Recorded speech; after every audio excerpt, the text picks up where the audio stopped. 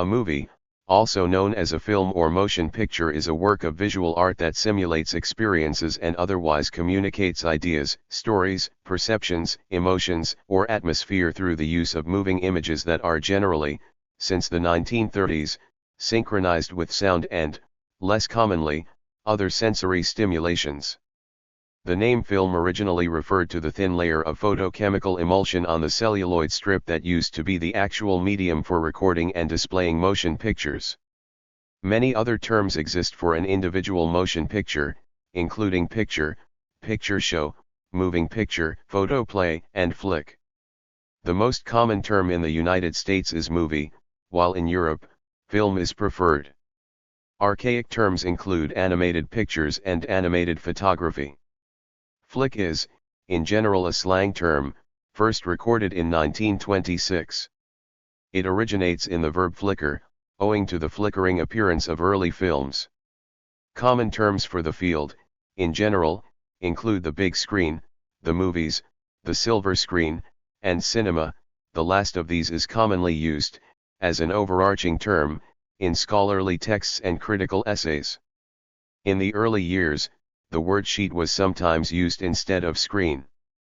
The word cinema is borrowed from the French cinéma, an abbreviation of cinématographe, term coined by the Lumière brothers in the 1890s, from ancient Greek meaning recording movement. The word is today usually used to refer to either a purpose-built venue for screening films, known as a movie theater in the US, the film industry, the overall art form of specifically just filmmaking. The moving images of a film are created by photographing actual scenes with a motion picture camera, by photographing drawings or miniature models using traditional animation techniques, by means of CGI and computer animation, or by a combination of some or all of these techniques, and other visual effects. Before the introduction of digital production, a series of still images were recorded on a strip of chemically sensitized celluloid, photographic film stock, usually at a rate of 24 frames per second.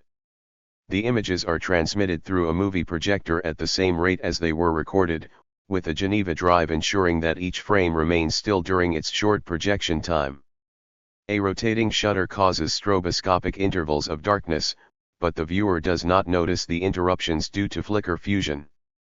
The apparent motion on the screen is the result of the fact that the visual sense cannot discern the individual images at high speeds, so the impressions of the images blend with the dark intervals and are thus linked together to produce the illusion of one moving image. An analogous optical soundtrack, a graphic recording of the spoken words, music, and other sounds, runs along a portion of the film exclusively reserved for it, and was not projected. Contemporary films are usually fully digital through the entire process of production, distribution, and exhibition. The art of film has drawn on several earlier traditions in fields such as oral storytelling, literature, theater, and visual arts. Forms of art and entertainment that had already featured moving or projected images include shadowgraphy, probably used since prehistoric times. Camera obscura, a natural phenomenon that has possibly been used as an artistic aid since prehistoric times. Shadow puppetry, possibly originated around 200 BCE in Central Asia, India, Indonesia, or China. The magic lantern, developed in the 1650s. The multimedia phantasmagoria shows that magic lanterns were popular from 1790 throughout the first half of the 19th century and could feature mechanical slides, rear projection, mobile projectors, superimposition, dissolving views, live actors, smoke, sometimes to project images upon, odors, sounds and even electric shocks. The stroboscopic animation principle was introduced in 1833 with the stroboscopic disc, better known as the phenakistoscopy, and later applied in the zoetrope, since 1866, the flip book, since 1868, and the praxinoscope, since 1877, before it became the basic principle for cinematography. Experiments with early phenakistoscopy-based animation projectors were made at least as early as 1843 and publicly screened in 1847. Jules Dubosc marketed phenakistoscopy projection systems in France from c. 1853 until the 1890s. Photography was introduced in 1839, but initially photographic emulsions needed such long exposures that the recording of moving subjects seemed impossible. At least as early as 1844, photographic series of subjects posed in different positions were created to either suggest a motion sequence or document a range of different viewing angles. The advent of stereoscopic photography, with early experiments in the 1840s and commercial success since the early 1850s, raised interest in completing the photographic medium with the addition of means to capture color and motion. In 1849, Joseph Plateau published about the idea to combine his invention of the phenakistoscopy with the stereoscope, as suggested to him by stereoscope inventor Charles Wheatstone, and to use photographs of plaster sculptures in different positions to be animated in the combined device.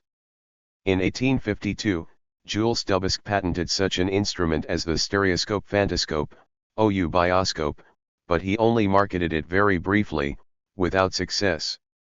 One bioscope disc with stereoscopic photographs of a machine is in the Plateau collection of Ghent University, but no instruments or other discs have yet been found. By the late 1850s, the first examples of instantaneous photography came about and provided hope that motion photography would soon be possible, but it took a few decades before it was successfully combined with a method to record series of sequential images in real time. In 1878, Edward Muybridge eventually managed to take a series of photographs of a running horse with a battery of cameras in a line along the track and published the results as the horse in motion on cabinet cards.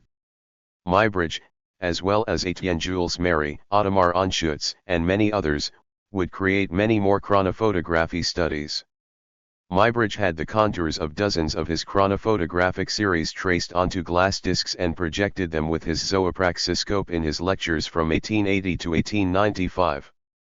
Anschutz made his first instantaneous photographs in 1881. He developed a portable camera that allowed shutter speeds as short as 1/1000 of a second in 1882. The quality of his pictures was generally regarded as much higher than that of the chronophotography works of Muybridge and Étienne-Jules Méry. For in 1886, Anschutz developed the electrotachyscope, an early device that displayed short motion picture loops with 24 glass plate photographs on a 1.5 meter wide rotating wheel that was hand cranked to a speed of circa 30 frames per second. Different versions were shown at many international exhibitions, fairs, conventions, and arcades from 1887 until at least 1894. Starting in 1891, some 152 examples of a coin-operated peep-box electrotachyscope model were manufactured by Siemens and Halske in Berlin and sold internationally. Nearly 34,000 people paid to see it at the Berlin Exhibition Park in the summer of 1892. Others saw it in London or at the 1893 Chicago World's Fair. On November 25, 1894, Anschutz introduced a electrotachyscope projector with a 6x8 meter screening in Berlin. Between February 22 and March 30, 1895, a total of circa 7,000 paying customers came to view a 1.5-hour show of some 40 scenes at a 300-seat hall in the old Reichstag building in Berlin. Duration, 4 minutes and 59 seconds. 4:59 Subtitles available. CC Pauvre Pierrot, 1892, repainted clip. Émile Reynaud already mentioned the possibility of projecting the images of the praxinoscope in his 1877 patent application. He presented a praxinoscope projection device at the Société Française de Photographie on June 4, 1880, but did not market his praxinoscope a projection before 1882. He then further developed the device into the theatre optique, which could project longer sequences with separate backgrounds, patented in 1888. He created several movies for the machine by painting images on hundreds of gelatin plates that were mounted into cardboard frames and attached to a cloth band. From October 28, 1892 to March 1900, Reynaud gave over 12,800 shows to a total of over 500,000 visitors at the Musée Grévin in Paris. By the end of the 1880s, the introduction of lengths of celluloid photographic film and the invention of motion picture cameras, which could photograph a rapid sequence of images using only one lens, allowed action to be captured and stored on a single compact reel of film. Movies were initially shown publicly to one person at a time through peep show devices such as the electrotachyscope, kinetoscope, and the mutoscope. Not much later, exhibitors managed to project films on large screens for theater audiences. The first public screenings of films at which admission was charged were made in 1895 by the American Woodville Latham and his sons, using films produced by their Idoloscope company, by the Skladnowski brothers and by the, arguably better known, French brothers Auguste and Louis Lumière with 10 of their own productions. Private screenings had preceded these by several months, with Latham slightly predating the others. The earliest films were simply one static shot that showed an event or action with no editing or other cinematic techniques. Typical films showed employees leaving a factory gate, people walking in the street, and the view from the front of a trolley as it traveled a city's main street. According to legend, when a film showed a locomotive at high speed approaching the audience panicked and ran from the theater. Around the turn of the 20th century, films started stringing several scenes together to tell a story. The filmmakers who first put several shots or scenes discovered that, when one shot follows another, that act establishes a relationship between the content in the separate shots in the minds of the viewer. It is this relationship that makes all film storytelling possible. In a simple example, if a person is shown looking out a window, whatever the next shot shows, it will be regarded as the view the person was seeing. Each scene was a single stationary shot with the action occurring before it.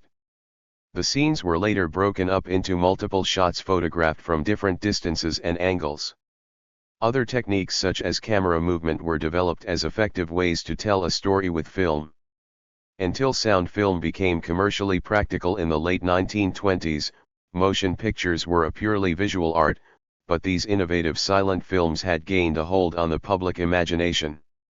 Rather than leave audiences with only the noise of the projector as an accompaniment, theater owners hired a pianist or organist or, in large urban theaters, a full orchestra to play music that fit the mood of the film at any given moment.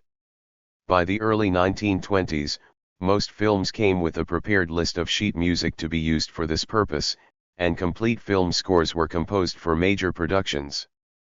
Duration: 1 minute and 48 seconds. 1:48 A clip from the Charlie Chaplin silent film The Bond, 1918.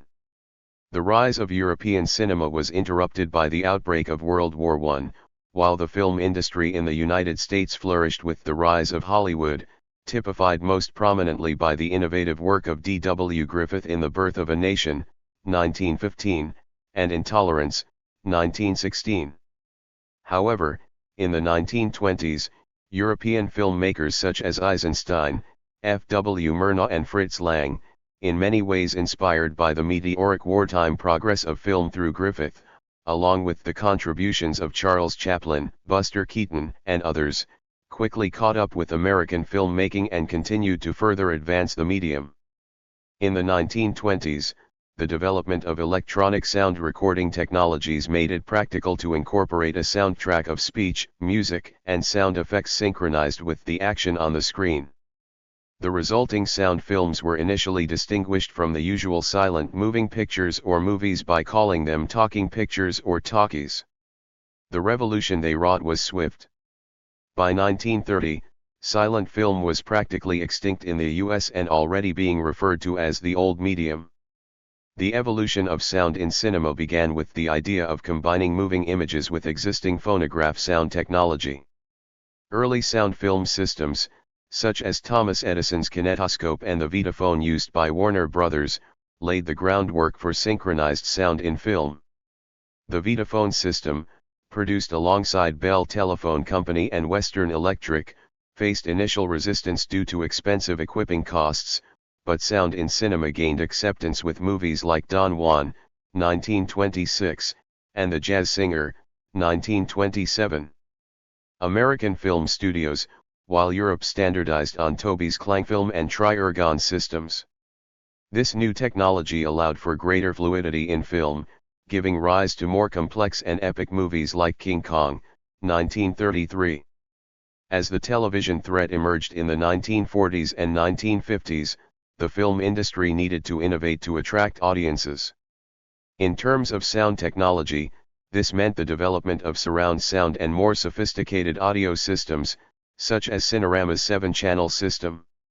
However, these advances required a large number of personnel to operate the equipment and maintain the sound experience in theaters.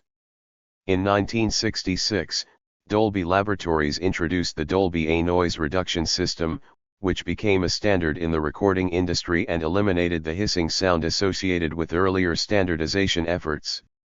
Dolby Stereo, a revolutionary surround sound system, followed and allowed cinema designers to take acoustics into consideration when designing theaters. This innovation enabled audiences in smaller venues to enjoy comparable audio experiences to those in larger city theaters.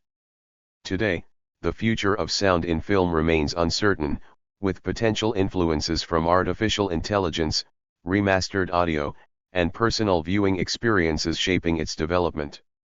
However, it is clear that the evolution of sound in cinema has been marked by continuous innovation and a desire to create more immersive and engaging experiences for audiences.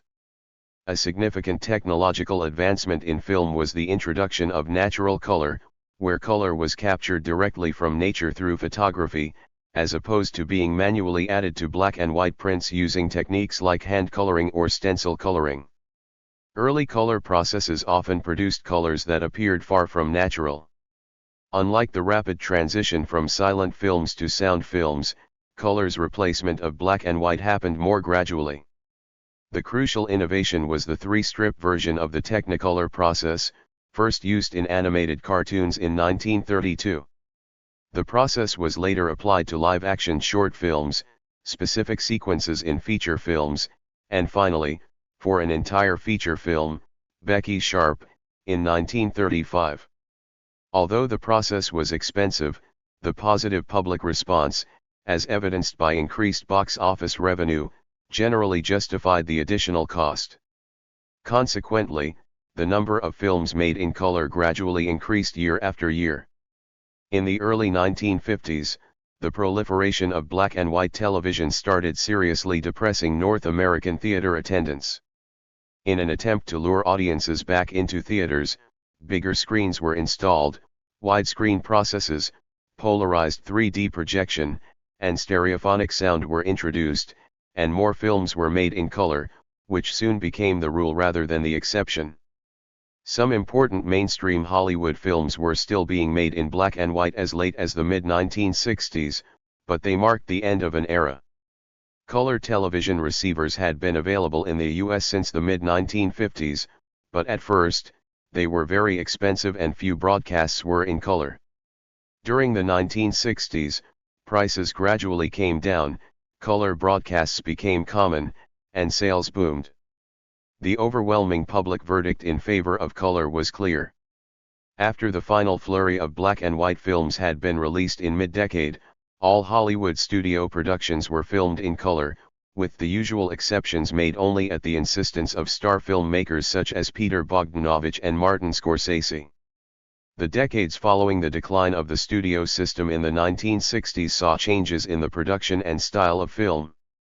Various New Wave movements, including the French New Wave, New German Cinema Wave, Indian New Wave, Japanese New Wave, New Hollywood, and Egyptian New Wave, and the rise of film school-educated independent filmmakers contributed to the changes the medium experienced in the latter half of the 20th century. Digital technology has been the driving force for change throughout the 1990s and into the 2000s. Digital 3D projection largely replaced earlier problem-prone 3D film systems and has become popular in the early 2010s. Film theory seeks to develop concise and systematic concepts that apply to the study of film as art. The concept of film as an art form began in 1911 with Ricciardo Canudo's manifest The Birth of the Sixth Art. The Moscow Film School, the oldest film school in the world, was founded in 1919, in order to teach about and research film theory. Formalist film theory, led by Rudolf Arnheim, Bela Balasch, and Siegfried Kracauer, emphasized how film differed from reality and thus could be considered a valid fine art. André Bazin reacted against this theory by arguing that film's artistic essence lay in its ability to mechanically reproduce reality, not in its differences from reality, and this gave rise to realist theory. More recent analysis spurred by Jacques Lacan's psychoanalysis and Ferdinand de Saussure's semiotics among other things has given rise to psychoanalytic film theory, structuralist film theory, feminist film theory, and others. On the other hand, critics from the analytical philosophy tradition, influenced by Wittgenstein, try to clarify misconceptions used in theoretical studies and produce analysis of a film's vocabulary and its link to a form of life. Film is considered to have its own language. James Monaco wrote a classic text on film theory, titled How to Read a Film, that addresses this. Director Ingmar Bergman famously said, "Andrei Tarkovsky for me is the greatest director, the one who invented a new language, true to the nature of film, as it captures life as a reflection, life as a dream." An example of the language is a sequence of back and forth images of one speaking actor's left profile, followed by another speaking actor's right profile, then a repetition of this, which is a language understood by the audience to indicate a conversation. This describes another theory of film, the 180-degree rule, as a visual storytelling device with an ability to place a viewer in a context of being psychologically present through the use of visual composition and editing. The Hollywood style includes this narrative theory, due to the overwhelming practice of the rule by movie studios based in Hollywood, California, during film's classical era. Another example of cinematic language is having a shot that zooms in on the forehead of an actor with an expression of silent reflection that cuts to a shot of a younger actor who vaguely resembles the first actor, indicating that the first person is remembering a past self, an edit of compositions that causes a time transition. Montage is a film editing technique in which separate pieces of film are selected, edited, and assembled to create a new section or sequence within a film. This technique can be used to convey a narrative or to create an emotional or intellectual effect by juxtaposing different shots, often for the purpose of condensing time, space, or information. Montage can involve flashbacks, parallel action, or the interplay of various visual elements to enhance the storytelling or create symbolic meaning. The concept of montage emerged in the 1920s, with pioneering Soviet filmmakers such as Sergei Eisenstein and Lev Kuleshov developing the theory of montage. Eisenstein's film Battleship Potemkin, 1925, is a prime example of the innovative use of montage, where he employed complex juxtapositions of images to create a visceral impact on the audience. As the art of montage evolved, filmmakers began incorporating musical and visual counterpoint to create a more dynamic and engaging experience for the viewer. The development of scene construction through mise-en-scene, editing, and special effects led to more sophisticated techniques that can be compared to those utilized in opera and ballet. The French New Wave movement of the late 1950s and 1960s also embraced the montage technique, with filmmakers such as Jean-Luc Godard and François Truffaut using montage to create distinctive and innovative films. This approach continues to be influential in contemporary cinema, with directors employing montage to create memorable sequences in their films. In contemporary cinema, montage continues to play an essential role in shaping narratives and creating emotional resonance. Filmmakers have adapted the traditional montage technique to suit the evolving aesthetics and storytelling styles of modern cinema. Rapid editing and fast-paced montages, with the advent of digital editing tools, filmmakers can now create rapid and intricate montages to convey information or emotions quickly.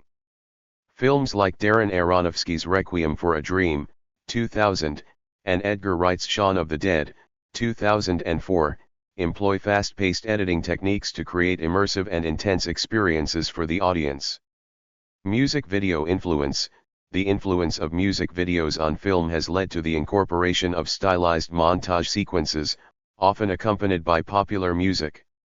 Films like Guardians of the Galaxy, 2014, and Baby Driver, 2017, use montage to create visually striking sequences that are both entertaining and narratively functional. Sports and training montages. The sports and training montage has become a staple in modern cinema, often used to condense time and show a character's growth or development. Examples of this can be found in films like Rocky, 1976, The Karate Kid, 1984, and Million Dollar Baby, 2004. Cross-cutting and parallel action. Contemporary filmmakers often use montage to create tension and suspense by cross-cutting between parallel storylines. Christopher Nolan's Inception, 2010, and Dunkirk, 2017, employ complex cross-cutting techniques to build narrative momentum and heighten the audience's emotional engagement. Thematic montage. Montage can also be used to convey thematic elements or motifs in a film. Wes Anderson's The Royal Tenenbaums, 2001, employs montage to create a visual language that reflects the film's themes of family, nostalgia, and loss. As the medium of film continues to evolve, montage remains an integral aspect of visual storytelling, with filmmakers finding new and innovative ways to employ this powerful technique. If a movie can illuminate the lives of other people who share this planet with us and show us not only how different they are but, how even so, they share the same dreams and hurts, then it deserves to be called great. Roger Ebert, 1986. Film criticism is the analysis and evaluation of films. In general, these works can be divided into two categories: academic criticism by film scholars and journalistic film criticism that appears regularly in newspapers and other media. Film critics working for newspapers, magazines, and broadcast media mainly review new releases. Normally they only see any given film once and have only a day or two to formulate their opinions. Despite this, critics have an important impact on the audience response and attendance at films, especially those of certain genres. Mass-marketed action, horror, and comedy films tend not to be greatly affected by a critic's overall judgment of a film. The plot summary and description of a film and the assessment of the director's and screenwriter's work that makes up the majority of most film reviews can still have an important impact on whether people decide to see a film. For prestige films such as most dramas and art films, the influence of reviews is important. Poor reviews from leading critics at major papers and magazines will often reduce audience interest and attendance. The impact of a reviewer on a given film's box office performance is a matter of debate. Some observers claim that movie marketing in the 2000s is so intense, well-coordinated, and well-financed that reviewers cannot prevent a poorly written or filmed blockbuster from attaining market success. However, the cataclysmic failure of some heavily promoted films which were harshly reviewed, as well as the unexpected success of critically praised independent films, indicates that extreme critical reactions can have considerable influence. Other observers note that positive film reviews have been shown to spark interest in little-known films. Conversely, there have been several films in which film companies have so little confidence that they refuse to give reviewers an advanced viewing to avoid widespread panning of the film. However, this usually backfires, as reviewers are wise to the tactic and warn the public that the film may not be worth seeing, and the films often do poorly as a result. Journalist film critics are sometimes called film reviewers. Critics who take a more academic approach to films, through publishing in film journals and writing books about films using film theory or film studies approaches, study how film and filming techniques work, and what effect they have on people. Rather than having their reviews published in newspapers or appearing on television, their articles are published in scholarly journals or upmarket magazines. They also tend to be affiliated with colleges or universities as professors or instructors. The making and showing of motion pictures became a source of profit almost as soon as the process was invented. Upon seeing how successful their new invention, and its product, was in their native France, the Lumières quickly set about touring the continent to exhibit the first films privately to royalty and publicly to the masses. In each country, they would normally add new, local scenes to their catalogue and, quickly enough, found local entrepreneurs in the various countries of Europe to buy their equipment and photograph, export, import, and screen additional product commercially. The Oberammergau Passion Play of 1898 was the first commercial motion picture ever produced. Other pictures soon followed, and motion pictures became a separate industry that overshadowed the vaudeville world. Dedicated theaters and companies formed specifically to produce and distribute films, while motion picture actors became major celebrities and commanded huge fees for their performances. By 1917, Charlie Chaplin had a contract that called for an annual salary of $1 million. From 1931 to 1956, film was also the only image storage and playback system for television programming until the introduction of videotape recorders. In the United States, much of the film industry is centered around Hollywood, California. Other regional centers exist in many parts of the world, such as Mumbai-centered Bollywood, the Indian film industry's Hindi cinema, which produces the largest number of films in the world. Though the expense involved in making films has led cinema production to concentrate under the auspices of movie studios, recent advances in affordable film-making equipment have allowed independent film productions to flourish. Profit is a key force in the industry. Due to the costly and risky nature of filmmaking, many films have large cost overruns, an example being Kevin Costner's Waterworld. Yet many filmmakers strive to create works of lasting social significance. The Academy Awards, also known as the Oscars, are the most prominent film awards in the United States, providing recognition each year to films, based on their artistic merits. There is also a large industry for educational and instructional films made in lieu of or in addition to lectures and texts. Revenue in the industry is sometimes volatile due to the reliance on blockbuster films released in movie theaters. The rise of alternative home entertainment has raised questions about the future of the cinema industry, and Hollywood employment has become less reliable, particularly for medium and low-budget films. Derivative academic fields of study may both interact with and develop independently of filmmaking, as in film theory and analysis. Fields of academic study have been created that are derivative or dependent on the existence of film, such as film criticism, film history, divisions of film propaganda in authoritarian governments, or psychological on subliminal effects, example of a flashing soda can during a screening. These fields may further create derivative fields, such as a movie review section in a newspaper or a television guide. Sub-industries can spin off from film, such as popcorn makers, and film-related toys, example Star Wars figures. Sub-industries of pre-existing industries may deal specifically with film, such as product placement and other advertising within films. The terminology used for describing motion pictures varies considerably between British and American English. In British usage, the name of the medium is film. The word movie is understood but seldom used. Additionally, the pictures, plural, is used somewhat frequently to refer to the place where movies are exhibited. In American English this may be called the movies, but that term is becoming outdated. In other countries, the place where movies are exhibited may be called a cinema or movie theater. By contrast, in the United States, movie is the predominant term for the medium.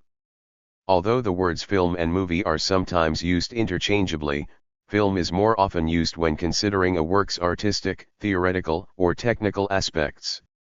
The term movie more often refers to a work's entertainment or commercial aspects. Further terminology is used to distinguish various forms and media used in the film industry.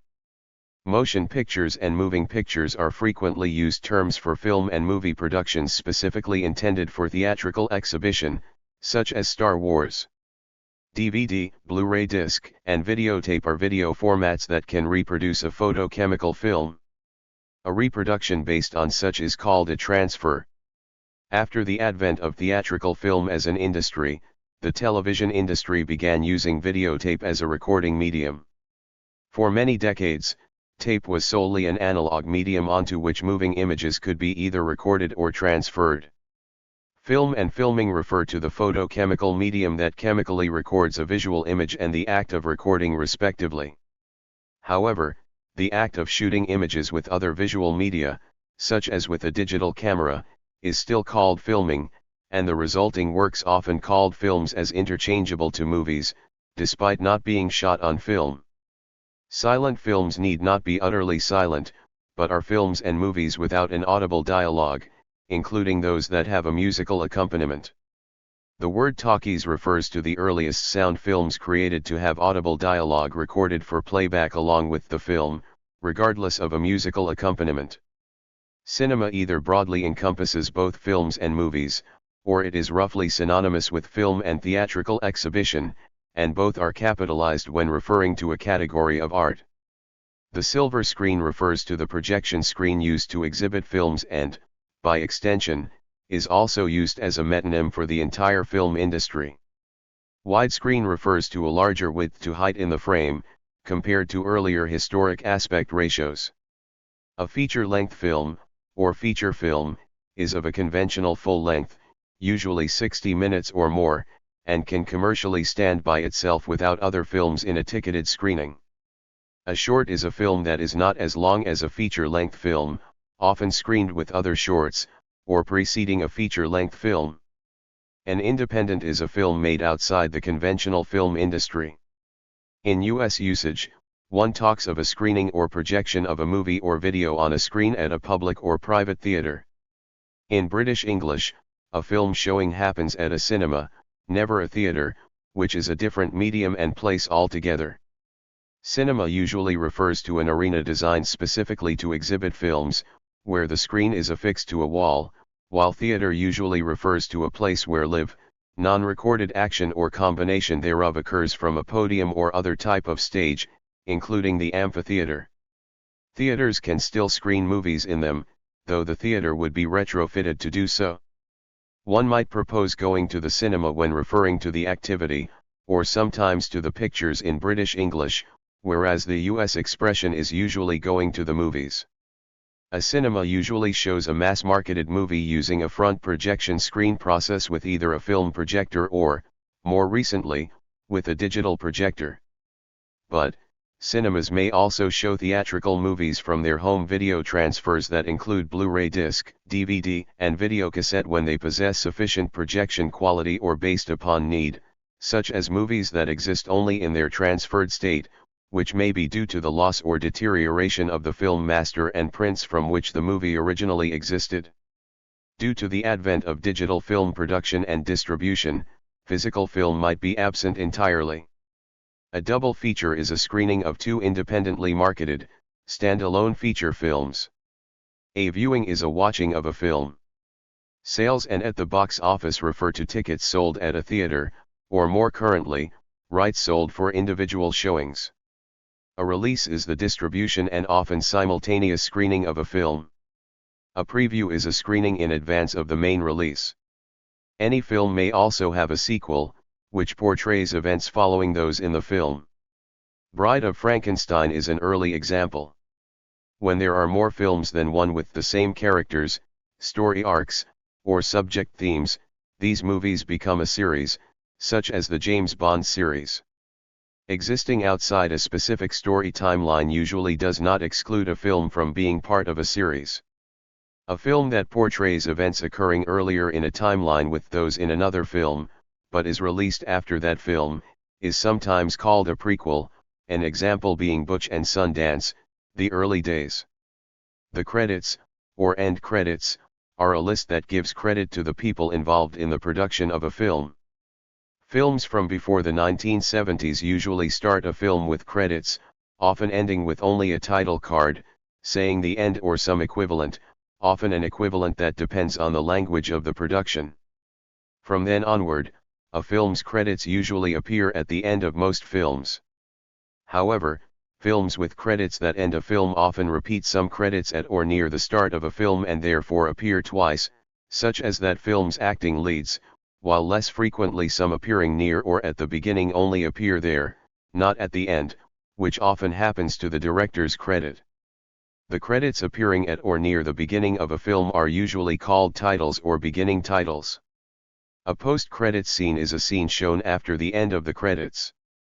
Ferris Bueller's Day Off has a post-credits scene in which Ferris tells the audience that the film is over and they should go home. A film's cast refers to a collection of the actors and actresses who appear, or star, in a film. A star is an actor or actress, often a popular one, and in many cases, a celebrity who plays a central character in a film. Occasionally the word can also be used to refer to the fame of other members of the crew, such as a director or other personality, such as Martin Scorsese. A crew is usually interpreted as the people involved in a film's physical construction outside cast participation, and it could include directors, film editors, photographers, grips, gaffers, set decorators, prop masters, and costume designers. A person can both be part of a film's cast and crew, such as Woody Allen, who directed and starred in Take the Money and Run. A filmgoer, moviegoer, or film buff is a person who likes or often attends films and movies, and any of these, though more often the latter, could also see oneself as a student to films and movies or the filmic process. Intense interest in films, film theory, and film criticism is known as cinephilia. A film enthusiast is known as a cinephile or cineast. Preview performance refers to a showing of a film to a select audience, usually for the purposes of corporate promotions, before the public film premiere itself. Previews are sometimes used to judge audience reaction, which if unexpectedly negative, may result in recutting or even refilming certain sections based on the audience response. One example of a film that was changed after a negative response from the test screening is 1982's First Blood. After the test audience responded very negatively to the death of protagonist John Rambo, a Vietnam veteran, at the end of the film, the company wrote and reshot a new ending in which the character survives. Trailers or previews are advertisements for films that will be shown in 1 to 3 months at a cinema. Back in the early days of cinema, with theaters that had only 1 or 2 screens, only certain trailers were shown for the films that were going to be shown there. Later, when theaters added more screens or new theaters were built with a lot of screens, all different trailers were shown even if they were not going to play that film in that theater. Film studios realized that the more trailers that were shown, even if it was not going to be shown in that particular theater, the more patrons would go to a different theater to see the film when it came out. The term trailer comes from their having originally been shown at the end of a film program. That practice did not last long because patrons tended to leave the theater after the films ended, but the name has stuck. Trailers are now shown before the film, or the film in a double feature program, begins. Film trailers are also common on DVDs and Blu-ray discs, as well as on the internet and mobile devices. Trailers are created to be engaging and interesting for viewers. As a result, in the internet era, viewers often seek out trailers to watch them. Of the 10 billion videos watched online annually in 2008, film trailers ranked third, after news and user-created videos. A teaser is a much shorter preview or advertisement that lasts only 10 to 30 seconds. Teasers are used to get patrons excited about a film coming out in the next 6 to 12 months. Teasers may be produced even before the film production is completed. Films are cultural artifacts created by specific cultures, facilitating intercultural dialogue. It is considered to be an important art form that provides entertainment and historical value, often visually documenting a period of time. The visual basis of the medium gives it a universal power of communication, often stretched further through the use of dubbing or subtitles to translate the dialogue into other languages. Just seeing a location in a film is linked to higher tourism to that location, demonstrating how powerful the suggestive nature of the medium can be. Film is used for a range of goals, including education and propaganda due to its ability to effectively intercultural dialogue. When the purpose is primarily educational, a film is called an educational film. Examples are recordings of academic lectures and experiments, or a film based on a classic novel.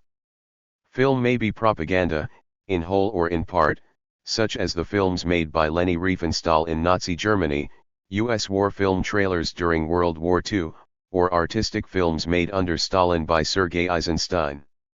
They may also be works of political protest, as in the films of Andrzej Wajda, or more subtly, the films of Andrei Tarkovsky.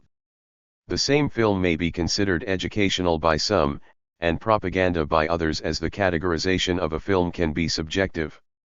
At its core, the means to produce a film depend on the content the filmmaker wishes to show, and the apparatus for displaying it. The zoetrope merely requires a series of images on a strip of paper. Film production can, therefore, take as little as one person with a camera, or even without a camera, as in Stan Brakhag's 1963 film Mothlight, or thousands of actors, extras, and crew members for a live-action, feature-length epic.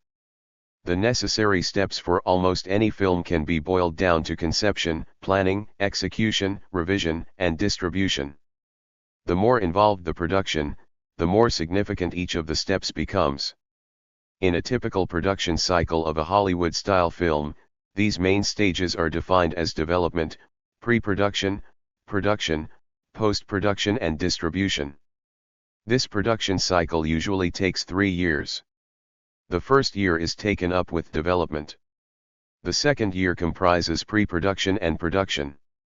The third year, post-production and distribution.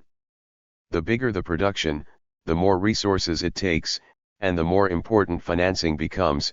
Most feature films are artistic works from the creator's perspective, example film director, cinematographer, screenwriter, and for-profit business entities for the production companies.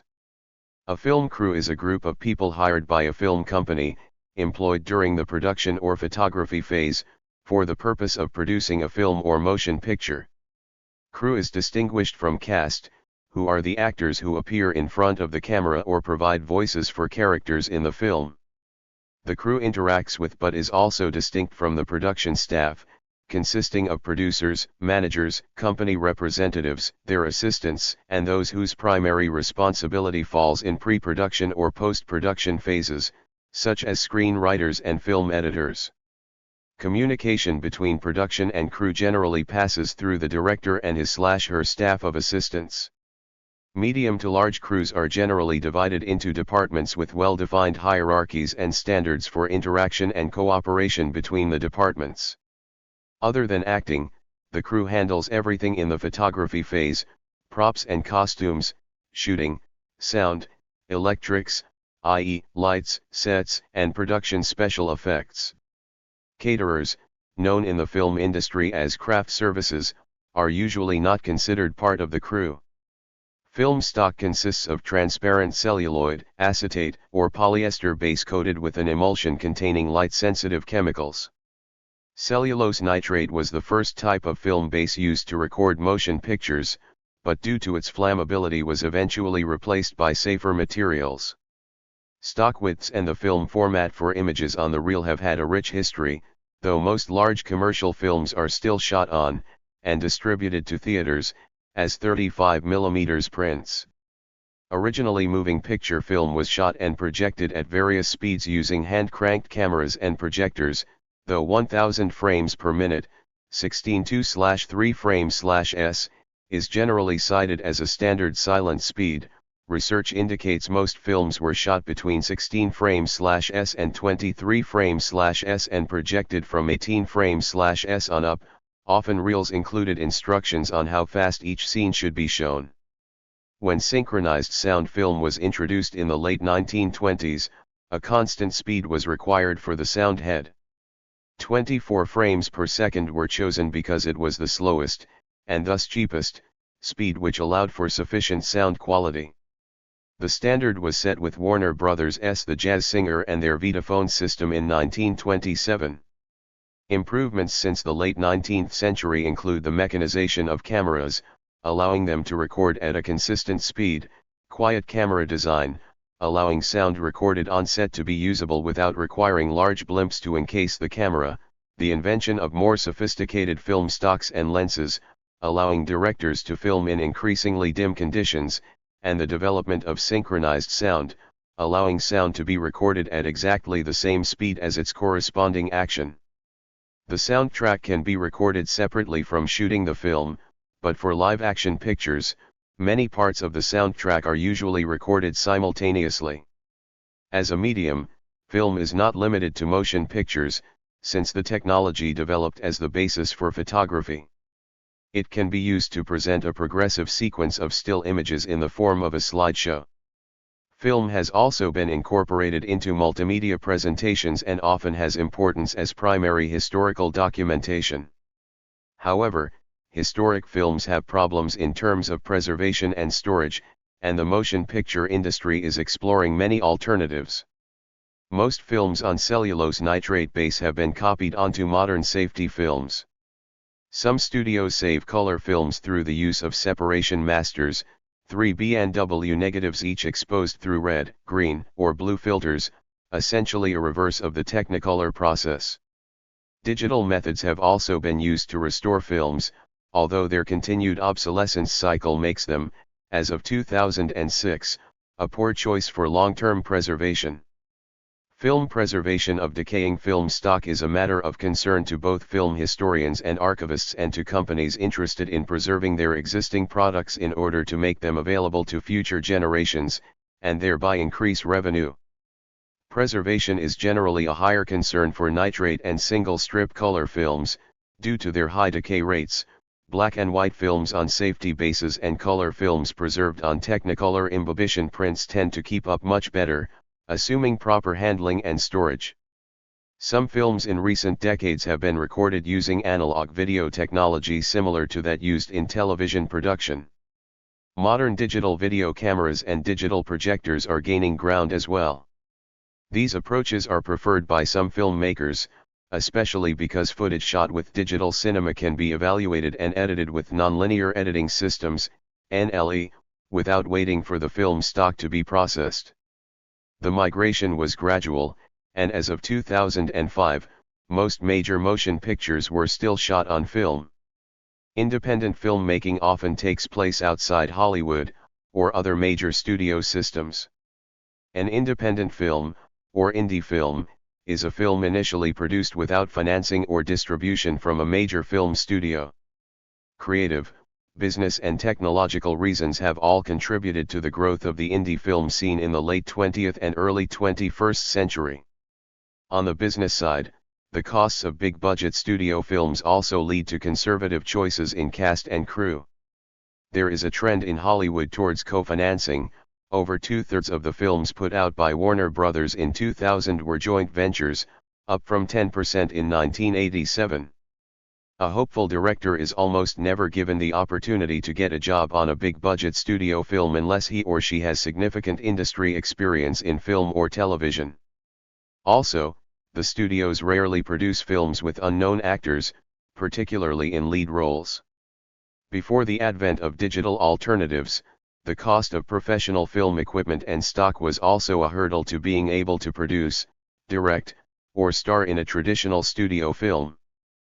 But the advent of consumer camcorders in 1985, and more importantly, the arrival of high-resolution digital video in the early 1990s, have lowered the technology barrier to film production significantly. Both production and post-production costs have been significantly lowered. In the 2000s, the hardware and software for post-production can be installed in a commodity-based personal computer. Technologies such as DVDs, FireWire connections, and a wide variety of professional and consumer-grade video editing software make filmmaking relatively affordable.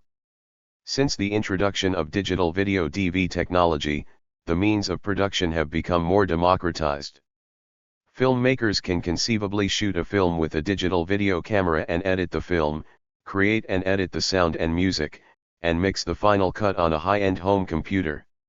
However, while the means of production may be democratized, financing, distribution, and marketing remain difficult to accomplish outside the traditional system.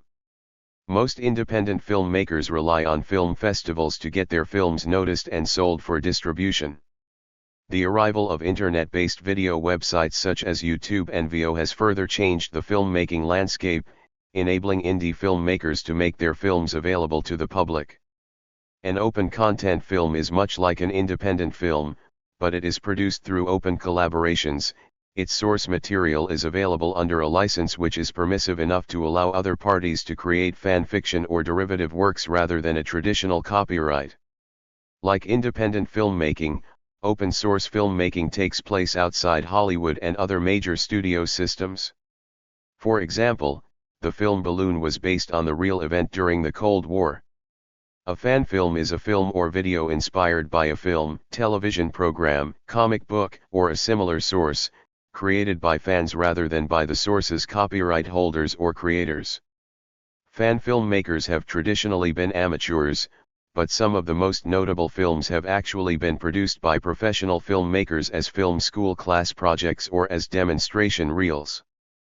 Fan films vary tremendously in length, from short faux teaser trailers for non-existent motion pictures to rarer full-length motion pictures. Film distribution is the process through which a film is made available for viewing by an audience. This is normally the task of a professional film distributor, who would determine the marketing strategy of the film, the media by which a film is to be exhibited or made available for viewing, and may set the release date and other matters. The film may be exhibited directly to the public either through a movie theater, historically the main way films were distributed, or television for personal home viewing, including on DVD video or Blu-ray disc, video on demand, online downloading, television programs through broadcast syndication, etc. Other ways of distributing a film include rental or personal purchase of the film in a variety of media and formats, such as VHS tape or DVD, or internet downloading or streaming using a computer. Animation is a technique in which each frame of a film is produced individually, whether generated as a computer graphic, or by photographing a drawn image, or by repeatedly making small changes to a model unit and then photographing the result with a special animation camera. When the frames are strung together and the resulting film is viewed at a speed of 16 or more frames per second, there is an illusion of continuous movement, due to the phi phenomenon. Generating such a film is very labor-intensive and tedious, though the development of computer animation has greatly sped up the process. Because animation is very time-consuming and often very expensive to produce, the majority of animation for TV and films comes from professional animation studios. However, the field of independent animation has existed at least since the 1950s, with animation being produced by independent studios, and sometimes by a single person. Several independent animation producers have gone on to enter the professional animation industry. Limited animation is a way of increasing production and decreasing costs of animation by using shortcuts in the animation process. This method was pioneered by UPA and popularized by Hanna-Barbera in the United States, and by Osamu Tezuka in Japan, and adapted by other studios as cartoons moved from movie theaters to television. Although most animation studios are now using digital technologies in their productions, there is a specific style of animation that depends on film.